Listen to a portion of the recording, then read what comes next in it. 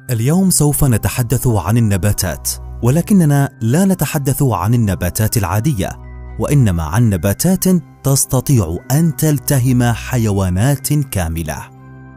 في بعض المناطق حيث تكاد تخلو التربة من النيتروجين والفوسفور، تقوم النباتات بالصيد من أجل تعويض المواد المغذية لها. نعم، لقد سمعت جيدا، الصيد. إذا أردت أن تعرف عن تلك النباتات، أرجو منك أن تسترخي وأن تشاهد معنا هذا المقطع. إليك 7 نباتات مروعة تلتهم الحيوانات.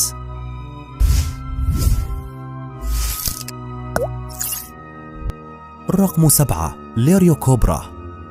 من الاسم فحسب قد تشعر بماهية هذا النبات، على الرغم من أنه لا يتعلق بالثعابين على الإطلاق، وإنما ربما يبدو النبات كذلك نظرا لشكله.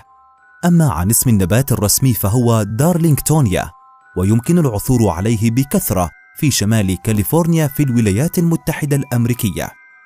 يلعب شكل هذا النبات المتفرد دورا هاما لدى حصوله على الغذاء، لأن الحشرات على سبيل المثال عادة ما تدخل إلى داخل النبات بعدما يجذبها رحيقه، وعندما تدخل فإنها تنسى من أين دخلت وتحاول الخروج مرة بعد مرة من أماكن خروج خاطئة تسمح بدخول الضوء، ولكنها في الحقيقة جزءا من جدار الخلية في هذا النبات. في خضم الساعات تصاب الضحية بالإرهاق وتسقط في أعماق النبات، حيث يتم هضمها بهدوء. على الرغم من أن هذا النبات عادة ما يتغذى على حشرات مثل النحل والدبابير، إلا أن النباتات البالغة من هذا النوع تستطيع اصطياد ضحايا أكبر حجما. الرقم 6، الثراسينية.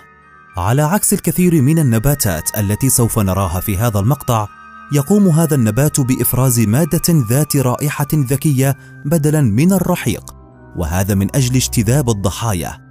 تعد أوراقه الطويلة بمثابة نفق يستخدمه النبات من أجل اصطياد الكائنات المختلفة، وخصوصا الحشرات. بمجرد أن تسقط الحشرة داخل النبات، يصبح من المستحيل أن تخرج، وكل ما يمكنها فعله هو الانتظار حتى يتم هضمها بواسطة هذا النبات. هناك 9 إلى 11 نوعا من هذا النبات، إلا أن خصائصهم متماثلة للغاية، وأغلبهم ينمو في شمال الولايات المتحدة الأمريكية. رقم 5، نبات ندى الشمس. ينمو هذا النبات في العاصمة كيب تاون بجنوب أفريقيا. على الرغم من ذلك يعد هذا النبات من الأكثر شهرة حول العالم، نظرا لأنه تسهل زراعته. تحتوي أوراق هذا النبات على شعيرات رقيقة عليها مادة لزجة تسمى موسيلاغو، ومن خلال هذه المادة يتم اصطياد الحشرات التي تقف عليه. تسعى الحشرات إلى هذا النبات على أمل أن تكون تلك المادة رحيقا، إلا أنهم لا يجدون سوى موتا بطيئا وحزينا. بمجرد أن تقف الحشرة على تلك المادة، يقوم النبات باحتوائها من أجل التهامها، بينما لا تزال على قيد الحياة. على الرغم من أن هذا يبدو سريعا، إلا أن تلك العملية قد تستغرق عدة ساعات. رقم 4، العشبة المثانية. يعرف هذا النبات أيضا باسم حامول الماء. ينمو هذا النبات الغريب والمثير للدهشة في مستنقعات نصف الكرة الشمالي، وهو يحظى بهذا الاسم لأن به أجزاء صغيرة تظل أسفل المياه، بينما على السطح لا تظهر سوى زهور جميلة الشكل. يتغذى هذا النبات بشكل أساسي على يرقات البعوض وبراغيث المياه التي عادة ما تسعى إلى امتصاص مواد معينة من النبات، إلا أن الأكثر إثارة للدهشة هو أن هذا النبات ينجح في اصطياد فرائسه خلال أقل من ثانية. الرقم 3، سيفالوتس. يبدو أن أستراليا لا تكتفي بحيواناتها المتوحشة، فهي موطن للنباتات آكلة اللحوم أيضا.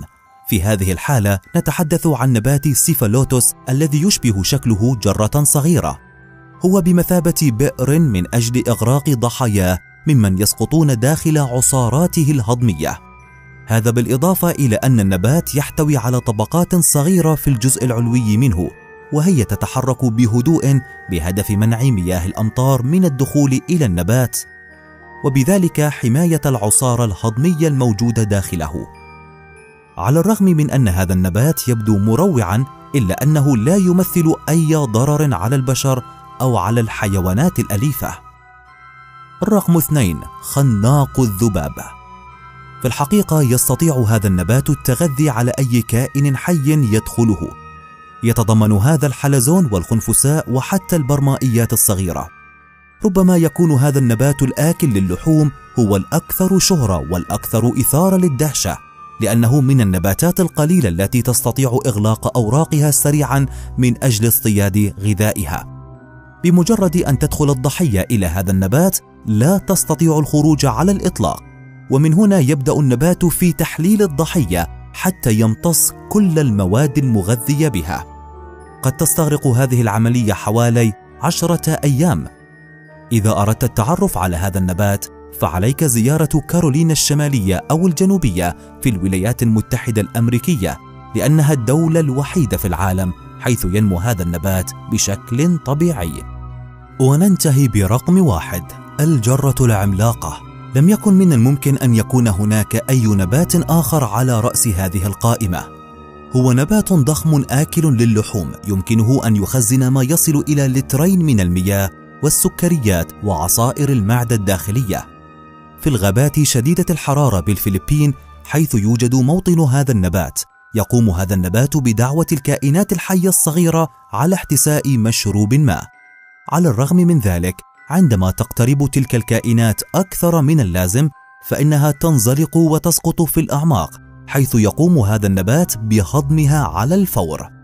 نظرا لحجمه الضخم لا تعد الحشرات فقط هي الضحايا سهلة المنال، وإنما عثر أيضا على فئران وطيور صغيرة داخل هذه النباتات. على الرغم من ذلك يفضل هذا النبات تناول الحشرات لأنها تمنحه الكثير من الغذاء.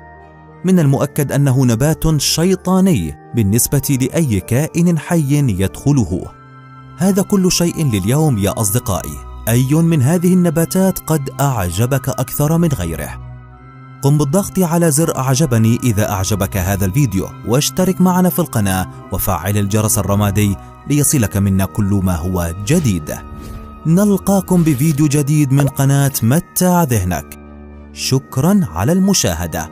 إلى اللقاء.